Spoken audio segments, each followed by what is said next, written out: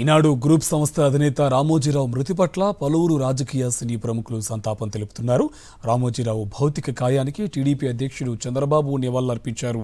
కుటుంబ సభ్యులను పరామర్శించారు. రామోజీరావు భౌతిక కాయానికి పలువురు టీడీపీ నేతలు నివాళులర్పించారు. రామోజీరావు భౌతిక కాయానికి చిరంజీవి, పవన్ కళ్యాణ్ నివాళులర్పించారు. రామోజీ ఫిల్మ్ సిటీలో ఆయన భౌతిక కాయానికి నివాళులర్పించిన చిరంజీవి, పవన్ కళ్యాణ్ కుటుంబ సభ్యులను పరామర్శించారు.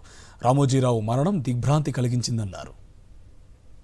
జనసేన అధినేత పవన్ కళ్యాణ్ కూడా రామోజీరావు భౌతిక కాయానికి నివాళులర్పించారు. కుటుంబ సభ్యులను పరామర్శించి ఓదార్చారు. ఆయన మృతి వార్త తెలియజేశారు. చాలా దిగ్భ్రాంతిని కలిగించింది, చాలా బాధ కలిగింది. ఎందుకంటే నేనేం కోరుకున్నానంటే ప్రమాణ స్వీకారం తర్వాత వచ్చి వారికి కలవాలని అనుకున్నాను. ఆ పాపం ఆయన ఎంత ఇబ్బంది పెట్టారు ప్రభుత్వాలు గత దశాబ్దన్నర కాలంలో. పాప ఆయన ఎన్ని తట్టుకొని ప్రజలకి చైతన్యం చేసి ఆయన అండగా నిలబడ్డారు. ఒక మహోన్నతమైన వ్యక్తి. ఇప్పుడు ఆంధ్రప్రదేశ్లో కానీ భారతదేశంలో ఎక్కడైనా సరే, ముఖ్యంగా ఆంధ్రప్రదేశ్, తెలంగాణకు సంబంధించి తెలుగు రాష్ట్రాల్లో ఏ జర్నలిస్ట్ ఉన్నా అది ఈనాడు స్కూల్ ఆఫ్ జర్నలిజం నుంచి వచ్చే రూట్స్ దానికి ఉంటాయి. అలాంటి కొన్ని వేలాది మంది జర్నలిస్టులని తెలుగు రాష్ట్రాలకు అందించిన మహానుభావులు.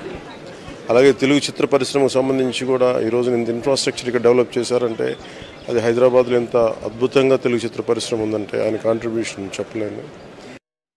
ఈ హీరో నాగార్జున కూడా రామోజీరావు భౌతిక కాయానికి నివాళులర్పించారు.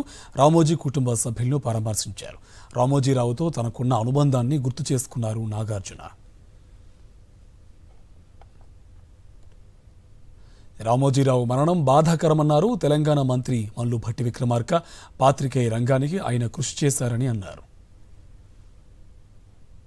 ఈ ప్రాంతంలో ఉన్నటువంటి అనేక సమస్యలు, ఈ ప్రాంతానికి సంబంధించిన అనేక సామాజిక సమస్యలు కూడా పత్రికాముఖంగా ఎప్పటికప్పుడు బయటకు తీసుకొని వస్తాం.